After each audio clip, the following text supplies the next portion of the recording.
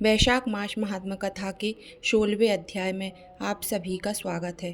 श्रुतिदेव राजा से कहते हैं कि यमराज ब्रह्मा जी से कहने लगे कि मैं सत्यतापूर्वक कहता हूँ कि मेरा सर्वस्व नष्ट हो गया है। जिसका पद खंडन हो गया हो उसका जीवन ही व्यर्थ है।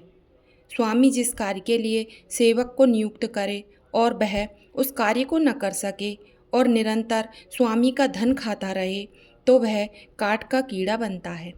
अब मैं आपका कार्य नहीं कर सकता हूँ क्योंकि राजा कीर्तिमान ने सब कार्य नष्ट कर दिया है। इस राजा के भय से समुद्र तक सब प्रजा वैशाख मास के धर्म के कार्य करती है और अन्य धर्म के कार्य पितरों के श्राद्ध, अनिष्ट होम, तीर्थयात्रा तथा विविध दूसरे कार्य छोड़ दिए हैं।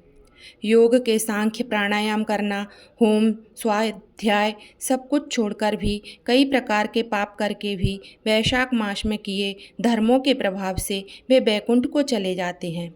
और फिर जो कोई शुभ कार्य करता है वही इसका शुभ फल भोगता है। किंतु वैशाख धर्म में उनके सिवाय उनकी 3 पीढ़ी अर्थात 26 कुलों का वैकुंठ वास हो जाता है, जो गति देवताओं को यज्ञादि करने से भी नहीं मिलती।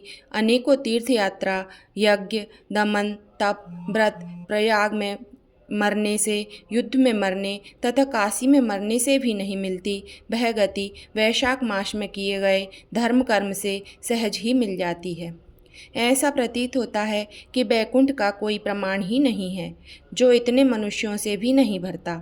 और इसीलिए मेरा कार्य न रहने से मैं राजा को अपना शत्रु मानता हूँ, क्योंकि राजा की आज्ञा से सभी मनुष्य बैकुंठ को जाने लगे हैं।